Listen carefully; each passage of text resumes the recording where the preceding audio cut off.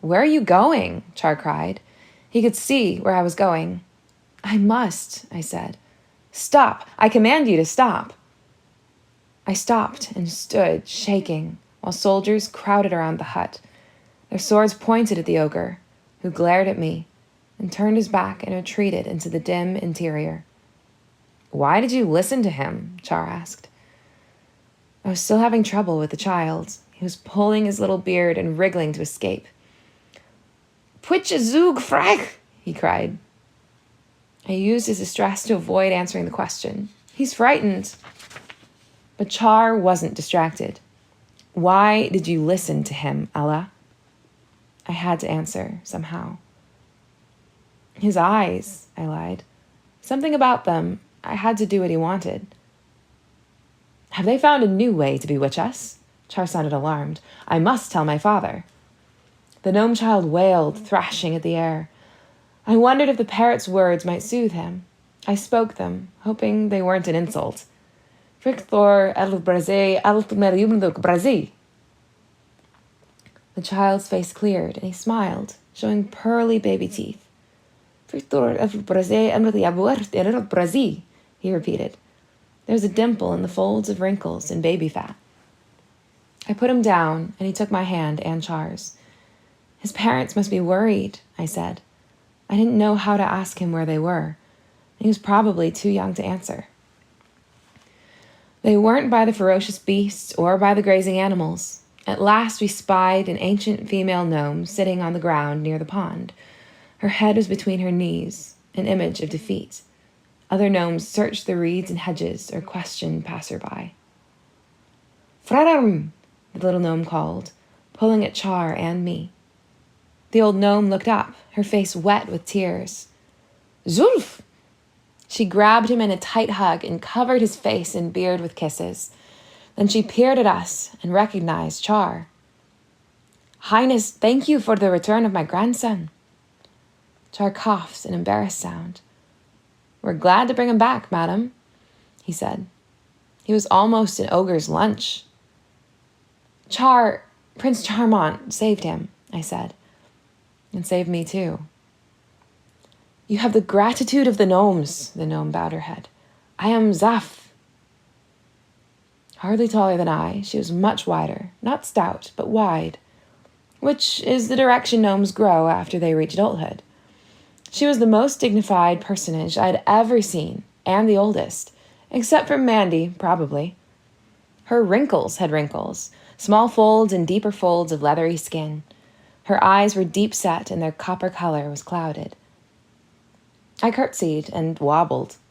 "I'm Ella," I said. More gnomes came, and we were surrounded. "How did you persuade him to come with you?" Zaf asked. "He would not go with most humans." "Ella spoke to him," Char said, sounding proud of me. "What did you say?" I hesitated. It was one thing to imitate parrots for Simon, or to speak to a baby. It was another to sound like a fool in front of this stately lady. I said finally. "No wonder he came with you," Zaf said. "Fricka!" Zulf cried joyously. He squirmed in her arms. A younger gnome woman took the child. "Where did you learn to speak in Gnomic?" she asked. "I am Zulf's mother." I explained about the parrots. What did I say to Zulf? "It is an expression. We say it as a greeting," Zaf said. "In Kyrian it is. Digging is good for the wealth and good for the health." She held her hand out to me. "Zulf is not the only one you will save. I see it." What else could she see? Mandy had said a few gnomes could tell the future. "Can you see what's ahead for me?" "Gnomes do not see detail. What you will wear tomorrow, what you will say, are mysteries. I see outlines only." "What are they?" "Danger, a quest, 3 figures. They are close to you, but they are not your friends." She let my hand go. "Beware of them." On our way out of the menagerie, Char said, "Tonight I shall triple the guard around the ogres, and soon I shall catch a centaur and give it to you." Dame Olga was punctual. She and her daughters watched while my trunk and a barrel of tonic were loaded on top of the coach. Father was there to see me off, and Mandy stood at a distance. "How few things you have," Hattie told me. Dame Olga agreed. "Ella is not outfitted in accordance with the situation, Sir Peter. My girls have 8 trunks between them." "Hattie has 5.5 trunks, Mother, and I have only—" Olive stopped speaking to count on her fingers. "Less. I have less, and that's not fair." Father cut in smoothingly. "It's most kind of you to take Ella with you, Dame Olga. I only hope she won't be a bother." "Oh, she won't bother me, Sir P. I'm not going." Father winced at that abbreviation. Dame Olga continued. "With a coachman and 2 footmen, they will be safe from everything except ogres, and from ogres I could offer little protection. Besides, they'll have more fun without their old mother." After a pause, Father said, "Not old. Never old, madam." He turned to me. "I wish you a comfortable journey, child." He kissed my cheek. "I'll miss you. Liar." A footman opened the coach door. Hattie and Olive were handed in. I ran to Mandy. I couldn't leave without a last hug. "Make them all disappear, please," I whispered. "Oh, Ella, sweetie, you'll be fine." She clasped me hard. "Eleanor, your friends are waiting," Father called.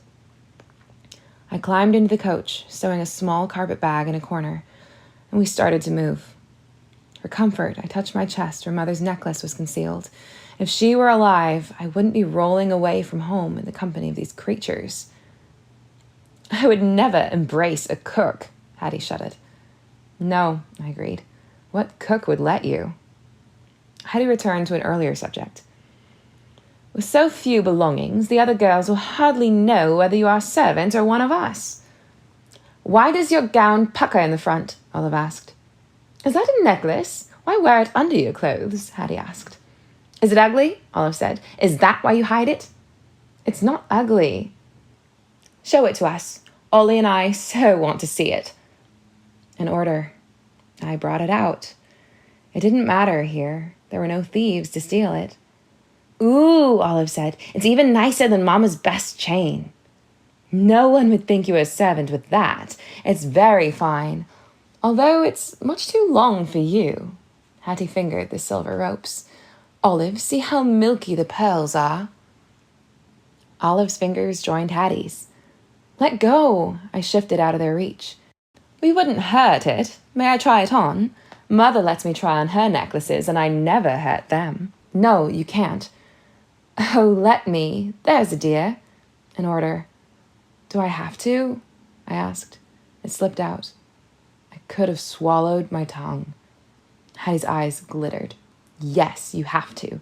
Give it over." "Just for a minute," I said, unclasping it. I didn't delay. They mustn't see me struggle against the curse. "Fasten it around my neck." I did so.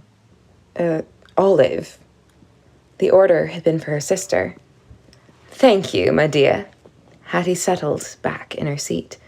"I was born to wear jewels like this." "Let me try it, Ella," Olive said. "When you're older," Hattie answered. But I had to obey. I tried desperately to ignore Olive's order, but all my complaints started. Churning stomach, pounding temples, shortness of breath. "Let her have a turn," I said through clenched teeth. "See," Olive says. "Ella says I can." "I know what's best for you, Olive. You and Ella are both too young." I lunged at her and unfastened the necklace before she had time to stop me. "Don't give it to her, Ella," Hattie said. "Return it to me." I did. "Give it to me, Ella," Olive said, her voice rising. "Don't be so mean, Hattie." I snatched the necklace back from Hattie and passed it to Olive. Hattie stared at me. I could see her start to work out what had happened. "Mother wore that necklace to her wedding," I said, hoping to deflect her thoughts. "And her mother—" "Are you always so obedient, Ella?" "Return the necklace to me." "I won't let her," Olive said. Yes, you will, or I'll see that you get no dinner tonight. I took the necklace away from Olive. Hattie fastened it around her neck and patted it complacently. Ella, you should give it to me. It would be a token of our friendship. We're not friends. Yes, we are. I'm devoted to you. Olive likes you too, don't you, Ollie? Olive nodded solemnly. I believe you will give it to me if I say you must. Do so, Ella, for friendship's sake. You must. No, I wouldn't. I couldn't. She couldn't have it. You can have it, the words burst from me. Thank you. What a generous friend we have, Olive. She changed the subject. The servants were careless when they cleaned the coach. That dust ball is a disgrace. We shouldn't have to ride in such filth.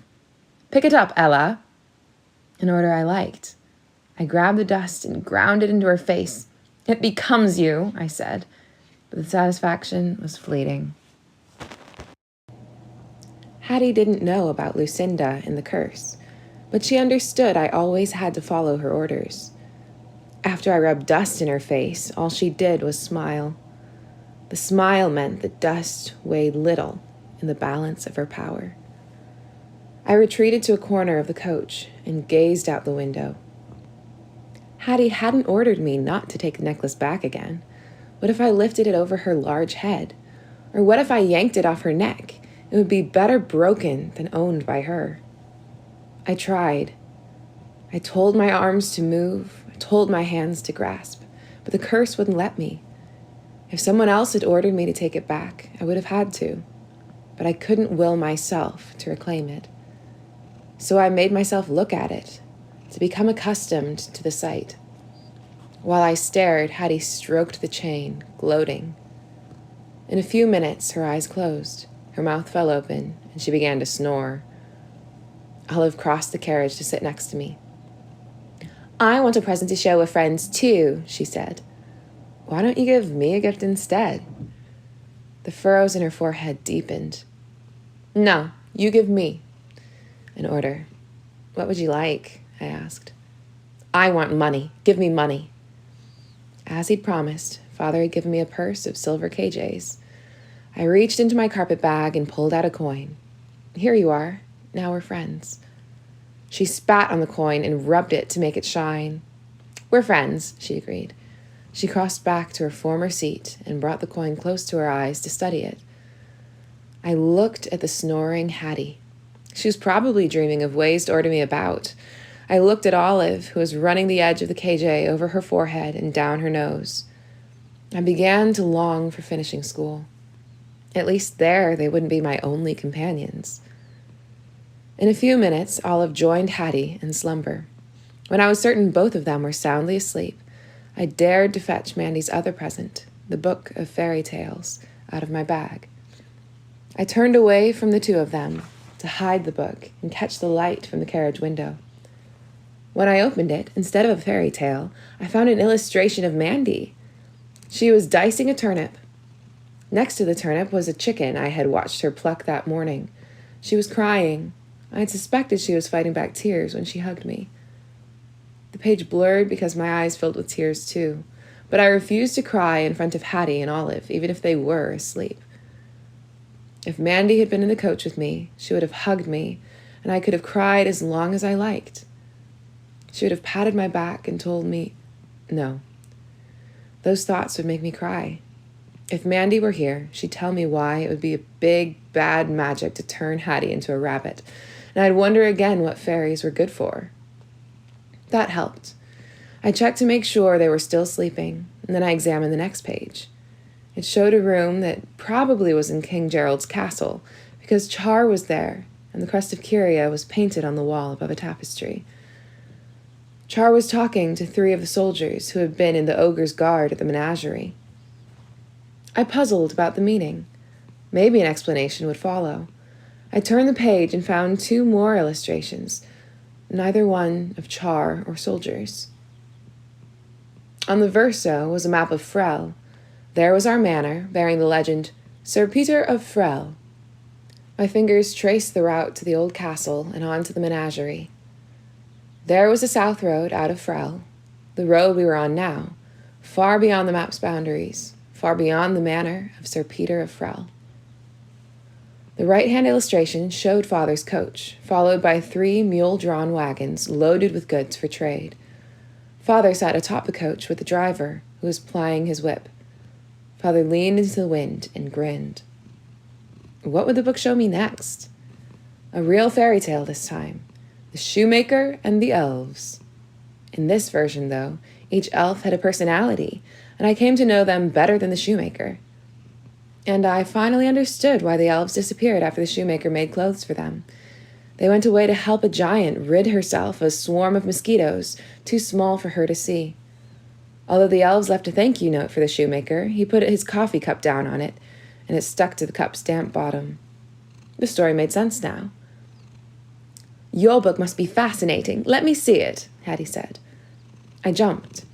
If she took this from me, I'd kill her. The book got heavier as I handed it over.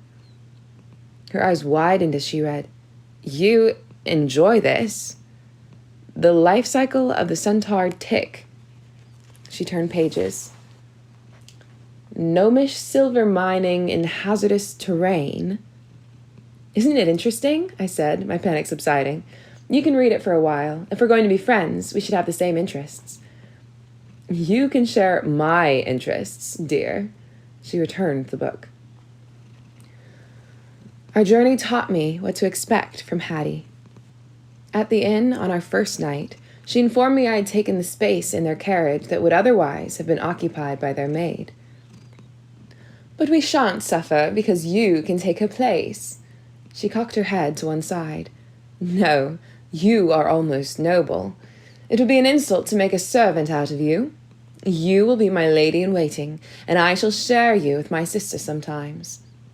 Ollie, is there something Ella can do to help you? No, I can dress and undress myself, Olive said defiantly. No one said you can't. Hattie sat on the bed where we were all to share. She lifted her feet.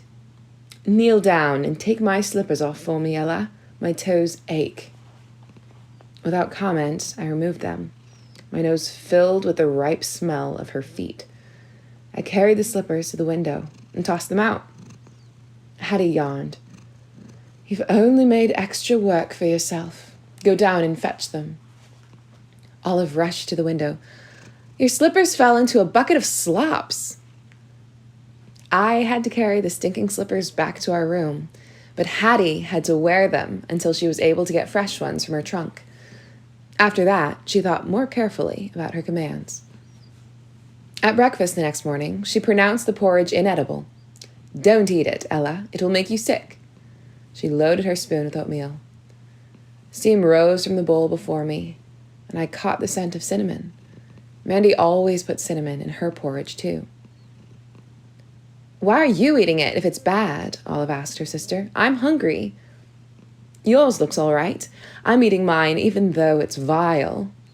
Her tongue licked a speck of cereal off the corner of her mouth. Because I need nourishment to take charge on our journey. You're not in... Olive began. You don't fancy your porridge, miss? The innkeeper sounded worried. My sister's stomach is queasy, Hattie said. You may take her bowl away. I'm not her sister, I said as the innkeeper disappeared into the kitchen. Hattie laughed, scraping her spoon around her empty bowl for the last remnants of porridge. The innkeeper was back with a plate of thick brown bread studded with nuts and raisins. Perhaps this will tempt the lass's stomach, he said. I managed to take a big bite before a lady at the next table called him away.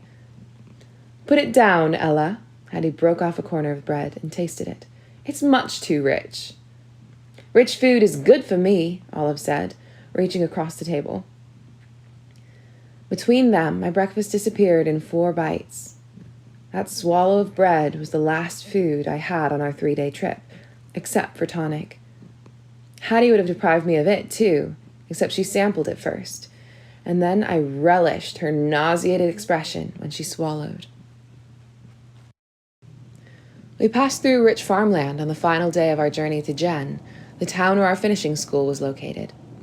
The day was hazy and warm, and I was almost too hot to be hungry. Hattie had energy for only one command: to fan her. "Fan me too," Olive said. She had worked out that if Hattie told me to do something, I would do it, and if she directed me to do the same thing, I would do that too. Hattie hadn't explained my obedience to her. She didn't bother to explain much to the slow-thinking Olive, and she must have enjoyed keeping the delicious secret to herself. My arms ached. My stomach rumbled. I stared out the window at a flock of sheep and wished for a diversion that would take my mind away from the lamb and lentil salad. My wish was granted instantly as the coach took off in a mad gallop. "Ogres!" the coachman yelled. A cloud of dust hid the road behind us. Through it, I made out a band of ogres, kicking up the dust as they chased us. But we were outdistancing them. The cloud was receding. "Why do you run from your friends?" one of them called. It was the sweetest voice I'd ever heard. "We bear gifts of your heart's desires, riches, love, eternal life." Heart's desire. Mother. The ogres would bring her back from death. Why were we tearing away from everything we most wanted? "Slow down," Hattie ordered unnecessarily. The coachman had already reined in the horses. The ogres were only yards behind. Untouched by their magic, the sheep were baaing and bleating with fear.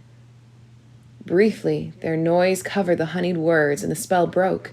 I remembered that the ogres couldn't revive Mother. The horses were again whipped to a gallop. But the ogres would be beyond the sheep in a minute, and we'd be at their mercy again. I shouted to Hattie and Olive and the coachman and the footman. "Yell so you can't hear them." The coachman understood first and joined my voice with his, shouting words I'd never heard before. Then Hattie began. "Eat me last! Eat me last!" she shrieked. But it was Olive who saved us. Her wordless roar drowned out thought. I don't know how she drew breath, and the sound was unending. It continued as we passed the outlying homes of Jen, while the ogres faded from sight and while I recovered from my fright. "Quiet, Ollie," Hattie said. "Nobody is going to be eaten. You're giving me a headache." But Olive didn't hush until the coachman stopped the carriage, came inside with us, and slapped her smartly across the face. "Sorry, miss," he said, and popped back out. Finishing school was in an ordinary wooden house. Except for its enormous ornamental shrubs pruned into shapes of wide-skirted maidens, it might have been the home of any not-so-prosperous merchant. I hoped the lunch portions were generous. The door opened as we drove up, and an erect, gray-haired lady strutted down the walkway to our carriage. "Welcome, young ladies." She swept into the smoothest curtsy I'd ever seen. We curtsied in return. She waved a hand at me. "But who is this?" I spoke quickly before Hattie could explain me in a way I didn't want to be explained. "I'm Ella, madam. My father is Sir Peter of Frel. He wrote a letter." From my carpet bag, I extracted father's letter and the purse he'd given me. She tucked the letter and the purse, after weighing it expertly in her palm, into her apron pocket.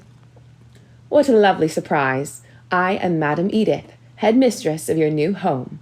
Welcome to our humble establishment." She curtsied again. I wished she'd stop. My right knee cracked when I went down. "We just had lunch." So much for generous portions. "And we are sitting down to our embroidery. The young ladies are anxious to meet you, and it's never too soon to start being finished." She ushered us into a large sunny room. "Young ladies," she announced, "here are 3 new friends for you." A room full of maidens rose, curtsied, then resumed their seats. Each one wore a pink gown with a yellow hair ribbon. My gown was stained and wrinkled from the journey, and my hair was probably limp and unkempt. "Back to work, ladies," Madam Edith said. "Sewing mistress will help with the new pupils." I lowered myself into a chair near the door and stared defiantly at the elegance around me. I met the eyes of a girl about my age. She smiled hesitantly. Maybe my look softened because her smile grew and she winked. Sewing mistress approached, bearing a needle, an assortment of colored thread, and a round of white linen marked with a design of flowers. I was to follow the outline and stitch the flowers in thread. The cloth could then cover a pillow or the back of a chair.